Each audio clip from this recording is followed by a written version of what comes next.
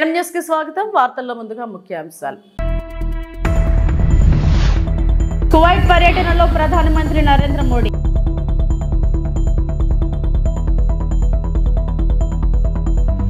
ఘనంగా వైఎస్ఆర్సీపీ అధినేత జగన్మోహన్ రెడ్డి పుట్టినరోజు వేడుకల్లో పాల్గొన్న కార్యకర్తలు మరియు పార్టీ శ్రేణులు, అభిమానులు.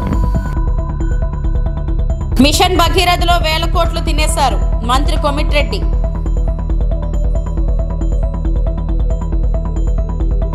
ప్రధాని మోడీ కువైట్ బయలుదేరారు. ఈ పర్యటనలో ప్రధాని కువైట్ నాయకత్వంతో చర్చలు జరుపుతారు. కువైట్ లోని భారతీయ సమాజంతో కూడా ప్రధాని సంభాషించనున్నారు. 43 ఏళ్ల తర్వాత కువైట్ లో భారత ప్రధాని పర్యటించడం ఇదే తొలిసారి. कुवैत का दौरा कर रहे हैं, इसलिए भी ये यात्रा और भी खास और महत्वपूर्ण हो जाती है. विदेश मंत्री भारत पहुंचे तब उन्होंने विदेश मंत्री डॉक्टर एस जयशंकर के साथ इस बात को साझा किया कि प्रधानमंत्री is the wisest person in the world. और उन्होंने ये उम्मीद जताई कि दोनों देशों के बीच सहयोग और आगे बढ़ेगा. हालांकि 10 बिलियन USD तक का निवेश कुवैत की तरफ से भारत में किया जाता है, लेकिन अब व्यापार को और आगे बढ़ाया जाए. अब प्रवासी भारतीयों की बड़ी तादाद को देखते हुए पीपल टू पीपल कॉन्टैक्ट के साथ साथ शिक्षा की बात करें, स्वास्थ्य की बात करें, ये तमाम ऐसे क्षेत्र हैं, या IT की बात करें, डिजिटल इंफ्रा की बात करें, तमाम ऐसे क्षेत्र हैं जहां भारत और कुवैत के बीच सहयोग की बहुत संभावनाएं हैं. और अभी तक जिस स्तर का व्यापार हमारा रहा है उससे आगे बढ़कर व्यापार को क्या नई दिशा दी जा सकती है. लेकिन साथ ही ये भी उम्मीद जताई जा रही है कि डिफेंस में भी ट्रेड को लेकर यहाँ पर प्रधानमंत्री के इस दौरे में बात आगे बढ़ सकती है और कुछ महत्वपूर्ण MOUs पर समझौते हो सकते हैं, क्योंकि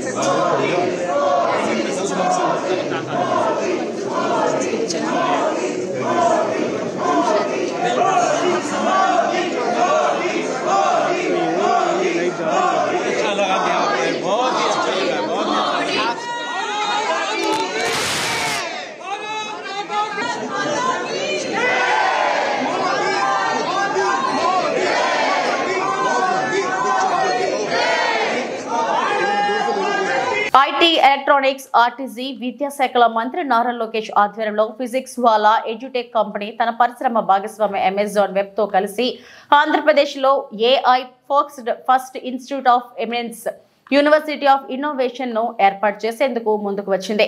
ఈ మేరకు ఏపీ ప్రభుత్వంతో అవగాహన ఒప్పందం చేసుకుంది. రాష్ట్రంలో కొత్తగా ఏర్పాటయ్యే innovation university academic excellence innovations ను ఏకీకృతం చేసే దిశగా పనిచేస్తుంది. పరిశోధన, విద్య, ఉపాధిలో కీలక సవాళ్లను పరిష్కరించడంపై దృష్టి సారిస్తుంది.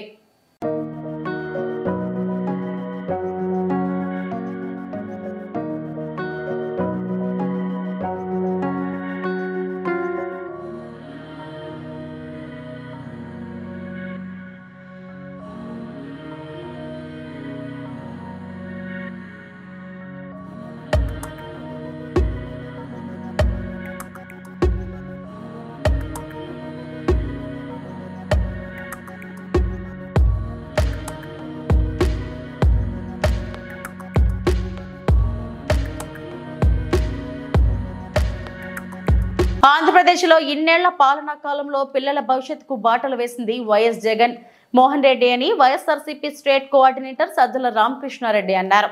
ఇవాళ డిసెంబర్ 21 పార్టీ అధినేత వైఎస్ జగన్ పుట్టినరోజు సందర్భంగా కేంద్ర కార్యాలయంలో ఘనంగా కార్యక్రమాలు నిర్వహించారు.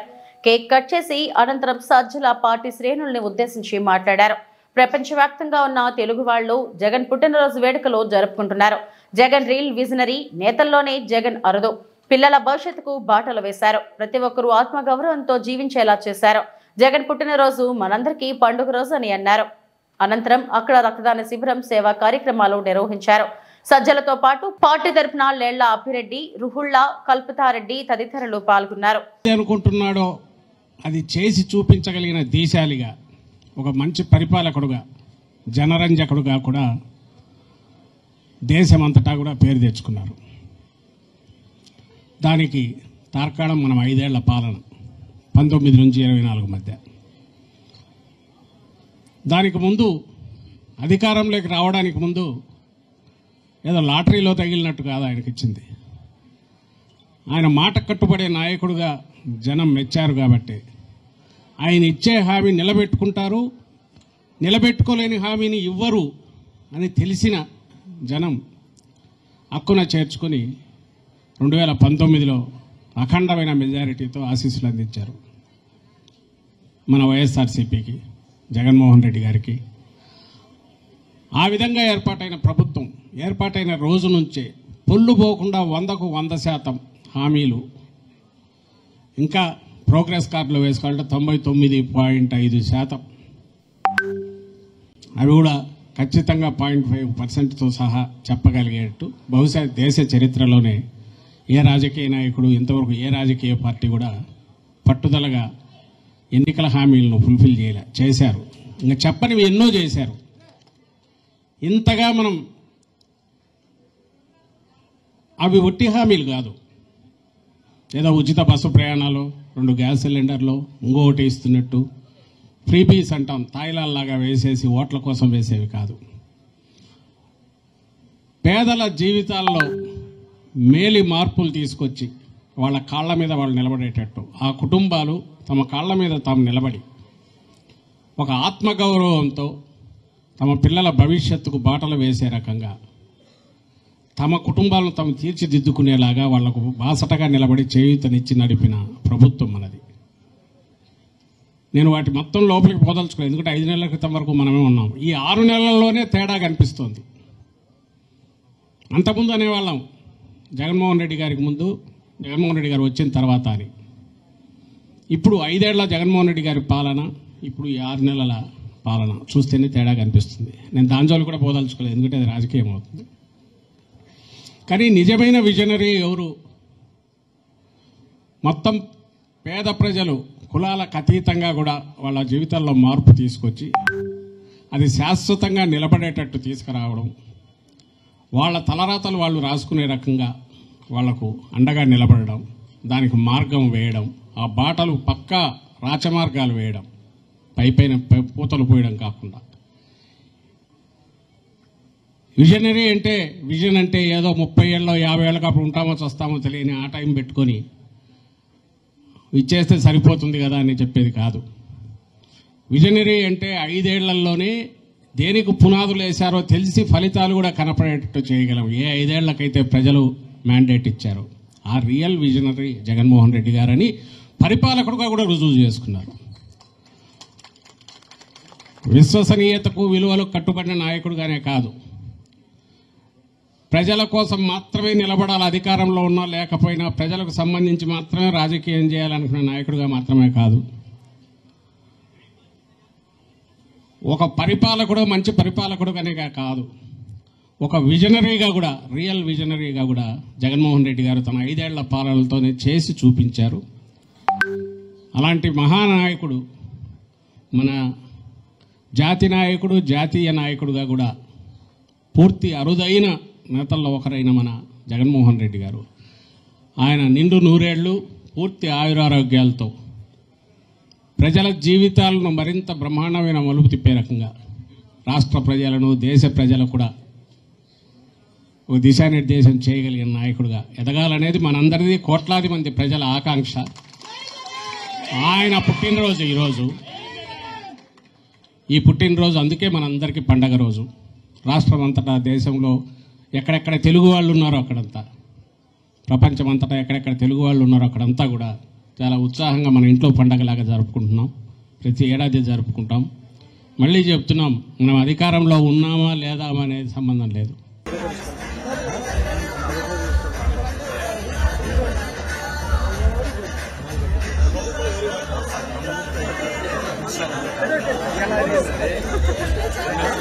శాసనసభలో రైతు భరోసాపై స్వల్పకాలిక చర్చ సందర్భంగా మంత్రి Komatireddy Venkatreddy, BRS working president MLA KTR మధ్య మాటల యుద్ధం చోటు చేసుకుంది. 24 గంటల విద్యుత్పై ఇద్దరి మధ్య తీవ్ర చర్చ జరిగింది. సభ వాయిదా వేసి అందరం నల్గొండ పోదాం. ఈ రోజు ఒక్క లాగ్ బుక్ లో అయినా 24 గంటల కరెంట్ ఇస్తున్నట్టు చూపెడితే బీఆర్ఎస్ శాసనసభ పక్షం మొత్తం రాజీనామా చేస్తామని మంత్రి కోమటిరెడ్డికి కేటీఆర్ సవాల్ విసిరారు. గతంలో 24 గంటల విద్యుత్ ఇవ్వలేదని మంత్రి కోమటిరెడ్డి సభను తప్పుదోవ పట్టించడం సరికాదు. బీఆర్ఎస్ పాలనలో సగటున 19.2 గంటల విద్యుత్ ఇచ్చినట్లు డిప్యూటీ సీఎం బట్టి విక్రమార్కనే చెప్పారు. ఈ విషయాన్ని ఆయనను అడగాలని కాంగ్రెస్ సభ్యులను సూచిస్తున్నారు. సభ వాయిదా వేసి నల్గొండ జిల్లాకు వెళ్లి విద్యుత్ పరిస్థితులు పరిశీలిద్దాం. మంత్రి కొమ్మిటిరెడ్డి కోరినట్లు ఎలక్ట్రిసిటీ మిషన్ భగీరథపై చర్చ పెట్టండి. చర్చించడానికి సిద్ధంగా ఉన్నాం. నల్గొండ జిల్లా అభివృద్ధిపై కూడా చర్చించేందుకు సిద్ధంగా ఉన్నాం. మరో 10 రోజులు సమావేశాలు పొడిగించాలని కోరుతున్నాను. గతంలో జరిగిన తప్పులు ఎత్తి చూపితే మీకు ఇబ్బందిగా ఉంది. గతంలో చేపట్టిన ప్రాజెక్టులకు మాత్రం డబ్బా కొట్టడం సబబా అని కేటీఆర్ ప్రశ్నించారు. అధ్యక్ష 20-30 ఎకరాలు ఉన్న రైతులు కూడా పాలమూరు లాంటి జిల్లాలో 20-30-40 ఎకరాల రైతులు కూడా హైదరాబాద్కి వచ్చి కూలీ చేసుకునే పరిస్థితి అధ్యక్ష. ఇది వాస్తవం. ఎందుకంటే నీళ్లు లేవు, కరెంటు లేదు.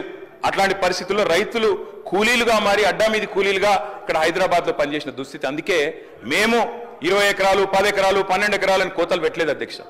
తెలంగాణ ప్రాంతంలో నీళ్లు లేక ఎన్ని ఎకరాలున్నా రైతు కూలీగా మారిపోయిన దయనీయమైన పరిస్థితి ఉండే కాబట్టే మేము ఆలోచన చేసినాం అధ్యక్ష. మేము ఆనాడు మొట్టమొదటి ప్రాధాన్యతగా తెలంగాణ రాష్ట్రం ఏర్పడిన తర్వాత వ్యవసాయ రంగాన్ని తీసుకున్నాం. వ్యవసాయ రంగం, సాగునీటి రంగం. ఎందుకంటే నేను వెంకటరెడ్డి గారిని అడుగుతున్నా, ఈడికెళ్ళి మీ సభ వాయిదా వేయండి అధ్యక్ష, బస్సులు అందరం పోదాం, నల్గొండ జిల్లాకే పోదాం. ఈ రోజు ఏ ఒక్క లాగ్ బుక్ లోనన్నా 24 గంటల కరెంటు వస్తున్నట్టు చూపెడితే మేము మొత్తం శాసనసభాపక్షం రాజీనామా చేస్తామని చెప్పి నేను ఆయన అడుగుతా ఉన్నా అధ్యక్ష. మిషన్ భగీరథకు అయిన ఖర్చే 28,000 కోట్లయితే 50,000 కోట్లు తిన్నారని మంత్రి కొమ్మిటిరెడ్డి ఎలా మాట్లాడతారని హరీష్ రావు ప్రశ్నించారు. రైతు భరోసాపై అసెంబ్లీలో స్వల్పకాలిక చర్చ సందర్భంగా ఆయన మాట్లాడారు. మిషన్ భగీరథపై కొమ్మిటిరెడ్డి చేసిన వ్యాఖ్యలు రికార్డుల నుంచి తొలగించాలని కోరారు. మంత్రి కొమ్మిటిరెడ్డి మాట్లాడుతూ బారాస సభ్యులు సభను తప్పుదో పట్టిస్తున్నారని విమర్శించారు. మిషన్ భగీరథలో 50,000 కోట్లు తినేశారన్నారు. అసలు మిషన్ భగీరథకు అయిన ఖర్చే 28,000 కోట్లు అయితే 50,000 కోట్లు తినేశారని మాట్లాడడం సబబు కాదు. అది సభ రికార్డుల నుంచి తొలగించాలి. రెండవది, వారు మాట ఏమన్నారు, మా నల్గొండ జిల్లాకు అన్యాయం అయిందన్నారు. నేను నీటిపారుదల శాఖ మంత్రిగా పనిచేసిన.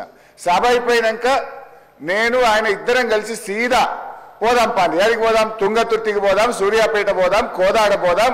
నాటి కాంగ్రెస్ పాలనలో 1 ఎకరానికి నీళ్లు రాకపోతే కాళేశ్వరం నీళ్లతోని 2 లక్షల ఎకరాలకు గోదావరి నీళ్లు పారించినమా లేదా, పోయి సీదా కాలువల మీద నడుచుకుంటూ ఈ నీళ్లు ఎప్పుడు వచ్చినాయి, కేసీఆర్ వచ్చినాక వచ్చినాయా, అంతకుముందు వచ్చినాయా అడుగుదామంటే అడుగుదాం.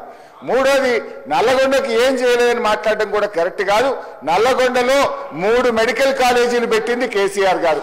నల్లగొండ పట్టణంలో గతంలో మీరు మంత్రిగా ఉన్నప్పుడు ఎట్లా ఉంది, కేసీఆర్ గారు నల్లగొండ పట్టణాన్ని గత 5 ఏళ్లలో ఎంత అభివృద్ధి చేశారో నల్లగొండ పట్టణ ప్రజలను అడుగుతా కూడా చెప్తారు అధ్యక్ష.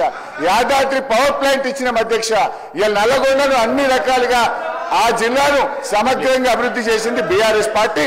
దయచేసి ఇంకా చాలా చెప్పగలుగుతా కానీ చర్చ రైతు బంధు మీద జరగాలి కనుక మీ మీద గౌరవం కొద్దీ మీ సూచన మేరకు కూర్చుంటున్నాం. దయచేసి డిస్కషన్ రైతు బంధు మీద జరిగే విధంగా కేటీఆర్ గారికి అవకాశం ఇవ్వాలి. చర్చను డైవర్ట్ చేయొద్దని కోరుతున్నాం. గౌరవ సభ్యులు కేటీఆర్ గారు 24 గంటల కరెంటు విషయానికి వచ్చినప్పుడు మాత్రమే లేచిన. రైతు భరోసా మీద మాట్లాడినప్పుడు నేను లేవలే. రాజశేఖర గారు, నేను కేటీఆర్ గారు చెప్తున్నా, రైతు భరోసా మీద లేవలేదు సార్. ఇంకొకటి, వారు మళ్ళా సభను తప్పుదో పెట్టేసేగా హరీష్ రావు గారు నల్గొండ జిల్లాకు Congress party sir. Nagarjuna sir ఎవరు కట్టింది సార్? కేసీఆర్ కట్టిండా, వాళ్ళు ఆయన కట్టిండా? ఎవరు కట్టింది సార్? ఏఎంఆర్పీ ప్రాజెక్ట్ కెనాల్స్ ఎవరు కట్టింది సార్? సూర్యాపేట 2 లక్షలు అంటున్నాడు. మొత్తం అబద్ధం సార్. పోదాం, సూర్యాపేటకి పోదాం. ఎందుకు సార్? సార్ మీరు ఒకటే రైతు భరోసా కన్ఫైన్ కానీ ఒకరి సార్ రైతు భరోసాకు కన్ఫైన్ కానీ దాని మీద రైతు భరోసా ఏ విధంగా చేయాలో కేటీఆర్ గారు సలహా ఇవ్వమంటున్నారు. కరెంటు మీద 24 గంటలు అన్నప్పుడు మాత్రం నేను లేచాను. వారు కూడా మీరు సబ్జెక్ట్ డిబేట్ కావద్దని చెప్పండి. మేము అడగ మధ్యలో ఇది రైతులకు సంబంధించి అంటే ఓన్లీ రైతు భరోసా, రైతులకు వేరే సబ్జెక్ట్ మాట్లాడలేదు. ఇంపార్టెంట్ చర్చ ఇది డైవర్ట్ అయితే. అవును సార్, మీరు కరెంటు విషయం వస్తే మళ్ళీ వేరే చర్చ పెట్టండి. కరెంటు మీద వేరే చర్చ పెట్టండి. లాగ్ బుక్ లేదో బయట పెడతా నేను. ప్లీజ్ కూర్చోండి. తిరుపతి నియోజకవర్గం సర్వసభ్య సమావేశంలో పాల్గొన్న మాజీ మంత్రి ఆర్కే రోజా సంచలన వ్యాఖ్యలు చేశారు. ఇన్నాళ్లు జగన్మోహన్ రెడ్డిని చూస్తే భయపడ్డారు. ఈ రోజు జగన్మోహన్ రెడ్డి కటౌట్ చూసినా కూడా కూటమి నాయకులకు భయం పట్టుకుందని ఎద్దేవా చేశారు. ఓట్ల కోసం కాళ్ళు చేతులు పట్టుకున్నారు. ఇప్పుడు వదిలేశారన్న ఆమె ఈవీఎంలు మేనేజ్ చేయడం వల్లే ఈ ఎన్నికల్లో గెలిచారని విమర్శించారు. అధికారంలో ఉన్న కూటమి ప్రభుత్వంపై నెల రోజులకే వ్యతిరేకత మొదలైంది. జగనన్న నాయకత్వంలో జగనన్నకు తోడుగా అండగా ప్రజల పక్షాన పోరాటం చేద్దామని పిలుపునిచ్చారు రోజా. నాయకుడు మాజీ ముఖ్యమంత్రి అయిన జగన్మోహన్ రెడ్డి గారి పుట్టిన రోజు రాష్ట్రమంతా కూడా వైఎస్ఆర్ కాంగ్రెస్ పార్టీ అభిమానులు, కుటుంబ సభ్యులు, కార్యకర్తలు, నాయకులు అందరికీ పండుగ రోజు. సో ఇప్పుడే మేము నగిరిలో అంగరంగ వైభవంగా చేసుకొని తిరుపతిలో మా గురువు గారి సమక్షన జగనన్న పుట్టినరోజులు వేడుకల్లో పాల్గొనడానికి రావడం జరిగింది. నిజంగా చాలా హ్యాపీగా ఉంది.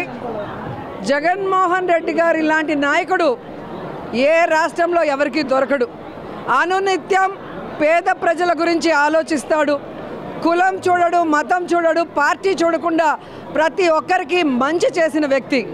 కానీ మీ అందరికీ తెలుసు గత ఎన్నికల్లో ఏ విధంగా కూటమి ప్రభుత్వం అబద్ధాలతో, తప్పుడు ప్రచారాలతో ఈవీఎంలని మేనేజ్ చేసుకుంటూ అధికారంలోకి వచ్చారో మనం చూసాం. అందుకే ఈరోజు వాళ్ళు అధికారంలో ఉన్న ప్రజలు వాళ్ళని ఎవరిని పట్టించుకోవట్లేదు. ఎందుకంటే వాళ్ళెవరూ కూడా ప్రజలకి సంక్షేమాన్ని కూడా అభివృద్ధిని అందించే కార్యక్రమం చేయకపోవటం మనం గమనించాం. ఈరోజు ప్రతి ఒక్కరు కూడా మేము ఓట్లేసాం జగన్మోహన్ రెడ్డికి, ఎక్కడికి వెళ్ళాయి అని బాధపడుతూ మళ్ళీ జగనన్న ముఖ్యమంత్రి అవ్వాలి, మా జీవితాలు బాగుపడాలని ఈరోజు ప్రజలందరూ కూడా స్వచ్ఛందంగా జగనన్న పుట్టినరోజు వేడుకలు ప్రతి పల్లెటూరులో కూడా, ప్రతి వార్డులో కూడా ఘనంగా జరుపుకోవడం మనం అందరం కూడా గమనిస్తున్నాం. ఈరోజు కూటమి ప్రభుత్వం అధికారంలోకి రావడానికి ముందు బాబు షూరిటీ, భవిష్యత్తుకు గ్యారంటీ అన్నాడు. కానీ అధికారంలోకి వచ్చాక బాబు షూరిటీ, బాదుడే బాదుడు గ్యారంటీ అన్నట్టుగా అయిపోయింది. చెప్పిన సూపర్ సిక్స్లు ఏవి చేయలేదు. కొత్త సూపర్ సిక్స్లు తీసుకొచ్చారు. విద్యుత్ ఛార్జీలు పెంచారు, అలాగే రిజిస్ట్రేషన్ ఛార్జీలు పెంచారు, ఫ్రీ ఇసుక అంటూ 2 రెట్లు పెంచారు, నిత్యావసర వస్తువుల ధరలు పెంచారు. ఎక్కడ పడితే అక్కడ పుణ్యక్షేత్రాల్లో కూడా పబ్బులు పెట్టుకుంటూ, బెల్ట్ షాపులు తెరుచుకుంటూ ఈరోజు ఈ తిరుపతి పవిత్రతని గంగపాలు చేయాలన్న ప్రయత్నం చేస్తున్నారు. కానీ జగన్మోహన్ రెడ్డి గారికి అండగా మా చిత్తూరు జిల్లా అధ్యక్షుడి గారి ఆదేశాల మేరకు ఇక నుంచి ప్రజల పక్షాన నిలబడి ప్రజల సమస్యలకు పోరాటానికి మేమందరం కూడా అడుగులో అడుగు వేస్తూ మళ్ళీ జగనన్నని ముఖ్యమంత్రిని చేసేంతవరకు కూడా ఈ పోరాటాలు ఆపమని కూడా ఈ సందర్భంగా తెలియజేసుకుంటున్నాం. ఈరోజు ఎంత సిగ్గుచేటంటే రాష్ట్ర వ్యాప్తంగా జగన్మోహన్ రెడ్డి గారు ఫ్లెక్సీ పెట్టకూడదంట, కటౌట్ పెట్టకూడదంట, పోలీసుల్ని పెట్టి వాటిని చింపించడం, తప్పుడు కేసులు పెట్టించడం, బెదిరించడం చూస్తుంటే జగనన్నను చూస్తే భయం అనుకున్నాం. ఆయన కటౌట్ని చూస్తే కూడా కూటమి ప్రభుత్వానికి భయం అన్న విషయం ఈరోజు మాకు అర్థమైంది. ఈరోజు మాకు ఇన్ని సీట్లు ఉన్నాయి, అన్ని సీట్లు ఉన్నాయని చెప్పుకుంటున్న లోపల భయం, ధైర్యం లేకుండా ఇలా అఫీషియల్స్ని పెట్టుకొని దౌర్జన్యం చేయడం చూస్తుంటే కూటమి ప్రభుత్వం మీద జాలేస్తుంది. వాళ్ళకి సూటిగా మేము హెచ్చరిస్తున్నాం. ఇక మీదట ఇలాంటి చేతగాని పనులు, నీతిమాలిన పనులు చేస్తే వదిలిపెట్టేది లేదు. ఇంతకు ఇంత వడ్డీతో కూడా ఇచ్చేస్తామని కూడా ఈ సందర్భంగా తెలియజేసుకొని రాష్ట్రం అంతా కూడా ఈరోజు జగనన్న పుట్టినరోజు వేడుకలు సంతోషంగా జరుపుకుంటూ మళ్ళీ అన్న ముఖ్యమంత్రి అయ్యేంత వరకు మేము అన్నకి అండగా, జనంకి తోడుగా ఉంటామని వైఎస్ఆర్ శ్రేణులు ప్రతిజ్ఞ చేశారు. నిజంగా చాలా సంతోషంగా ఉంది. అన్నకి ఆ వెంకటేశ్వర స్వామి ఆయురారోగ్యాల్ని ప్రసాదించి ఈ దొంగలందరినీ కూడా ఎదుర్కొని నిలబడే విధంగా మళ్ళీ తొందరగా ఆయన అధికారంలో ముఖ్యమంత్రిగా వచ్చే విధంగా చేయమని వెంకటేశ్వర స్వామిని మనస్ఫూర్తిగా వేడుకుంటున్నాను. జై జగన్, జై జై జగన్.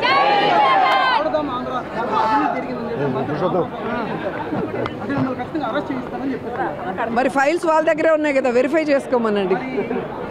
కాకినాడ జిల్లా ప్రతిపాడు మండలంలో గల minor irrigation project Subbareddy Sagar కి చైర్మన్ గా ఇళ్ల అప్పారావు, వైస్ చైర్మన్ గా బోళ్ల సోమన్నధర, ఎమ్మెల్యే సత్యప్రభ ఇంటి నుండి కూటమి శ్రేణులతో కలిసి భారీ ర్యాలీగా వెళ్లి స్థానిక మండల ప్రజా పరిషత్ కార్యాలయంలో ఎన్నికల అధికారి కె శ్రీకాంత్ కి నామినేషన్ పత్రాలు అందజేశారు.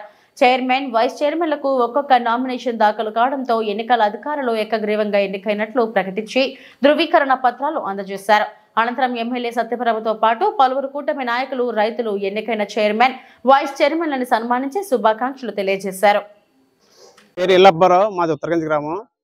నన్ను సుబ్బారెడ్డి సాగర్ మధ్య తరహా నీటిపారుదల ప్రాజెక్టుకి చైర్మన్గా మా ప్రీతమ నాయకులు మా శాసనసభ్యులు అయినటువంటి మా వరపుల సత్యప్రభ గారు ఆదేశించారు నేను చైర్మన్ అవ్వడం జరిగింది. నాకు పెద్దపాలెం LMC 3 నుండి నేను పోటీ చేసి ప్రెసిడెంట్ అయినాను. కాలువ మీద వాళ్ళందరూ డైరెక్టర్లు అందరూ కూడా 11 మంది నన్ను ఎన్నుకోవడం జరిగిందండి. వాళ్ళందరికీ ముఖ్యంగా అభినందనలు. అలాగే విధంగా ప్రెసిడెంట్లుగా ఎన్నికైనటువంటి 5గురు కూడా నన్ను అధ్యక్షుడిగా ఎన్నుకోవడం జరిగింది. వారందరికీ కూడా ముఖ్యంగా నా యొక్క ప్రత్యేక అభినందనలు. సుబ్బారెడ్డి సాగర్ గురించి నాకు చిన్నప్పటి నుంచి కూడా అవగాహన ఉంది. మన వరదలు వచ్చినప్పుడు ప్రతి కాలం కూడా డ్యామేజ్ అయింది. ప్రతి రైతు కూడా చాలా ఇబ్బందులు పడ్డారు. అందువల్ల నేను ఈ ప్రమాణ స్వీకారం ఇది అయిపోయిన తర్వాత ప్రతి కాలువ దగ్గర కూడా కాలువ అంత తిరిగి సాగర్కి ఏ పని అవసరమో ఏ గట్టు ఏది అవసరం అనేది మొత్తం అంతా కూడా నోట్ చేసుకొని ప్రతి రైతుకి కూడా చివరి రైతుకు కూడా నీరు అందే విధంగా నేను ప్రయత్నం చేస్తానని చెప్పేసి మా వరపుల సత్యప్రభ రాజా గారు ఆదేశానుసారం వాళ్ళని ప్రతి దాంట్లో కూడా కలుపుకొని రైతులకి అందరికీ కూడా మంచి జరిగే విధంగా నేను ప్రయత్నం చేస్తాను. ఈ అవకాశం ఇచ్చినటువంటి ఎమ్మెల్యే గారికి ఈ రైతులకి సంఘ సభ్యులకి అందరూ కూడా నా యొక్క ప్రత్యేక అభినందనలు. సిపిఎం రాష్ట్ర కార్యదర్శి వై వెంకటేశ్వరరావు కీలక వ్యాఖ్యలు. డివిజన్ కేంద్రం నర్సీపట్నంలో సిపిఎం జిల్లా మహాసభలు శనివారం పాల్ఘట్ సెంటర్ లో భారీ బహిరంగ సభ. పాలకులు అప్రకటిత ఎమర్జెన్సీని అమలు చేస్తున్నారు. కేంద్ర రాష్ట్ర ప్రభుత్వాలు ప్రకటిత ఎమర్జెన్సీ విధానాలు అవలంబిస్తున్నారు. ప్రభుత్వాల ప్రజా వ్యతిరేక విధానాలు ప్రశ్నిస్తుంటే అక్రమ కేసులు పెట్టి జైల్లో పెడుతున్నారు. ప్రభుత్వ విధానాలను ప్రశ్నిస్తున్న పత్రికలు మీడియా గొంతు నొక్కుతున్నారు. ప్రజల పక్షాన ప్రశ్నిస్తున్నాడనే కారణంతో దివంగత ప్రొఫెసర్ సాయిబాబాను అక్రమంగా జైల్లో నిర్బంధించిన విషయాన్ని గుర్తు చేశారు. విశాఖ ఉక్కు ఫ్యాక్టరీ ప్రైవేటీకరణకు వ్యతిరేకంగా అసెంబ్లీలో తీర్మానం చేయాలని డిమాండ్. ఈ విషయంలో నర్సీపట్నం శాసనసభ్యుడిగా ఉన్న స్పీకర్ అయ్యన్న పాత్రుడు చొరవ తీసుకోవాలని విజ్ఞప్తి. కేంద్ర రాష్ట్ర ప్రభుత్వాలు ఆర్థిక విధానాలు పేదరికంని మరింత పెంచుతున్నాయి. అదానీ లాంటి పారిశ్రామికవేత్తలకు అనుకూలమైన ఆర్థిక విధానాలను ప్రభుత్వాలు అమలు చేస్తున్నాయి. ముఖ్యమంత్రి చంద్రబాబు నాయుడు ఎన్నికల్లో ఇచ్చిన సూపర్ 6 హామీలు అమలు చేయడంలో విఫలమయ్యారు. ఆ రోజు ఏ స్వాతంత్రం కోసం అయితే ప్రాణత్యాగాలు అర్పించారో, ఏ దేశం కోసం అయితే రైతులు, కార్మికులు, కష్టజీవులు, అనేక మంది మేధావులు, వేలాది మంది బ్రిటిష్ వాళ్ళకి వ్యతిరేకంగా ఆయన్ని 10 సంవత్సరాల పాటు జైల్లో ఉంచితే చివరికి సుప్రీంకోర్టు ఆదేశాల ప్రకారం ఆయన ఏ తప్పు చేయలేదు, ఏ తప్పు చేయని నేరానికి 10 సంవత్సరాలు జైల్లో పెట్టి ఏ తప్పు చేయలేదని అప్పుడు విడుదల చేశారు. విడుదల చేసిన కొద్ది కాలానికి ఆయన చనిపోయారు.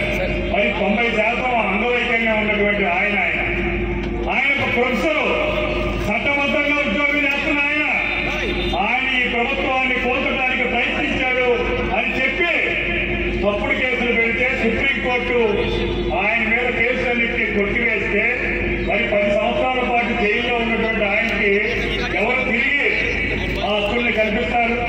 చివరికి ఆయన అనంతరం 3వసారి అధికారంలోకి వచ్చాడు. ఈ అధికారంలోకి కొనసాగినటువంటి 10 సంవత్సరాలు కానీ ఇప్పుడు కానీ గతంలో మనం సంపాదించినటువంటి ప్రజాస్వామ్య హక్కులని కాలరాసేటువంటి పద్ధతుల్లో ఈ రోజున వ్యవహరిస్తూ ఉన్నారు.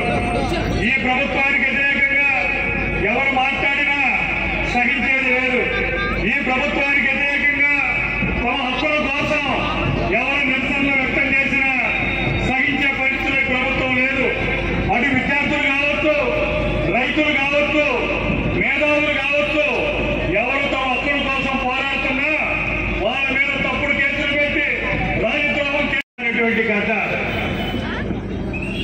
దేశ స్వాతంత్రం కోసమే కాదు, ప్రత్యేకించి గిరిజన ప్రాంతాల్లో గిరిజనుల యొక్క హక్కుల కోసం పోరాడుతూ ప్రాణాలు అర్పించినటువంటి విప్లవ వీరుడు అల్లూరి సీతారామరాజు.